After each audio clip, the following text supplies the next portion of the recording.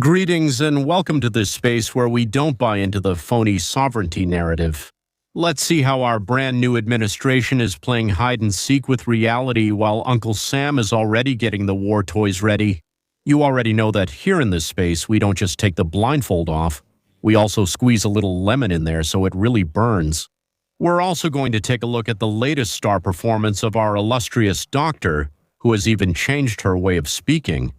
Let's get to it. While you, the average citizen, are trying to figure out if the minimum wage increase is enough for half a dozen eggs or just the carton, in Puebla they put on a show worthy of an Oscar for Best Historical Performance out of context. Ms. Claudia Sheinbaum took the stage at the Battle of Puebla to talk to us about 1862, about Juarez, and about those traitors to the nation who, according to the official script, are anyone who doesn't applaud when the government decides to do nothing. Have you heard Sheinbaum yet? And no, I'm not talking about her usual rosy numbers. I'm talking about that new affected voice, that thick and solemn modulation that sounds like it came from a lost archive from 1974. It turns out that Claudia didn't just inherit the staff of office, but also the manual on how to sound like a national hero while defending the indefensible. It's a commendable effort, really. You can tell she's trying to control that unbearable temper, but the result is a mix between a scolding elementary school teacher and a PRI speaker during the height of revolutionary nationalism. In her latest speech over in Puebla, Chachi's put on the fortune-teller's outfit. With a cadence that even the Oracle of Delphi would envy, she gave us a list of those destined for defeat. And watch out, because the list is long. Those who seek intervention, those who applaud foreign TV networks, those who don't have popular support. Those who seek to vindicate Hernan Cortez. Come on, ma'am, rein in the Juarez pageantry for a second, Hernan Cortez. In 2026, seriously. The man has been resting for centuries, but for the official narrative, it's vital to revive him. They need a villain from Badland, a ghost to justify that exaggerated nationalism they love so much to avoid talking about the living, about the opportunists accused of corruption and drug traffickers. It's the old reliable trick. If the opposition criticizes, it's because they want the conquest to return. If the United States government points out corruption, it's interference. It's a demagogic trap worthy of a political science manual written by a PRI member from the 70s. For Claudia, if you're not with her, you're unpatriotic, a child of Donald Trump, or even worse, a fan of the conqueror Cortez. The real difference among Mexicans today isn't about who wants Spain to conquer us again, which nobody is asking for. The difference is that some use sovereignty. Sovereignty is used to defend criminals and groups that have climbed into power, while Claudia modulates her voice to sound like the reincarnation of Juarez. The Attorney General's office works as the defense office for figures like Rocha Moya. That is the real problem. That is what really bothers her, that the United States government no longer buys the story of sovereignty and has released documents that are basically an administrative declaration of war against the structure she defends. Faced with that, what does the lady do? Invoke the resistance of 1862. It's brilliant. If they ask you to answer for your narco-governors, you respond with the Battle of Puebla. In the end, this supposed political harassment that she complains about is nothing more than the resistance of reality bursting her bubble of outdated nationalism. They can keep saying that the people are never wrong, but as long as they keep defending criminals under the banner of sovereignty, their nationalist epic will be absolutely useless. But look at what a funny coincidence. While here we were getting elementary school history lessons, in Washington the language shifted from diplomatic cooperation to order of battle. That's right. The Donald Trump administration isn't publishing a pamphlet of good intentions. They've released the 2026 National Drug Control Strategy. And let me tell you, it doesn't come with motivational self-improvement quotes. For Americans, Mexican cartels are no longer just simple criminals playing cat and mouse with the National Guard that looks more like a parade squad than a combat force. They are foreign terrorist organizations. Do you know what that means in grown-up terms? It means military intelligence, precision operations, financial warfare, and above all, that the 3,200-kilometer border is no longer just an administrative limit, but the corridor for the greatest threat to their national security. But don't worry, because here we have the perfect answer: speeches about the past.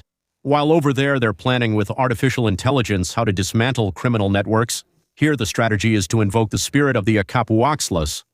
Reality is so harsh it burns. Mexico is trapped in a geopolitical sandwich. On one side, the relentless pressure of a power that no longer asks but imposes, and on the other side, a narrative inherited from Obradorism that prefers to talk about betrayal rather than admit they've lost control. It's fascinating to see how they go on and on about sovereignty.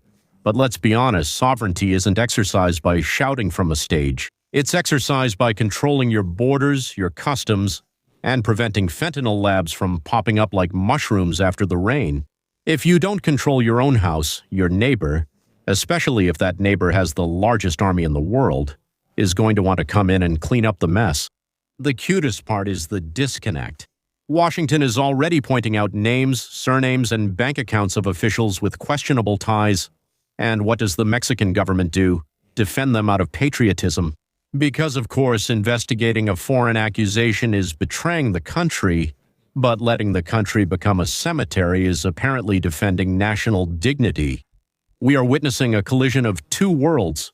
The world over there, military strategy, attacks on financial networks, and concrete results. The world here, internal polarization, accusations of conservatism, and the old refrain, I have other data. And have you noticed that smell? And no, it's not the smog from Mexico City or the incense from the morning purification. It's the unmistakable scent of fear distilled in the offices of the National Palace. And the thing is, in Washington they've already pulled out the blacklist, the eraser, and the pencil sharpener.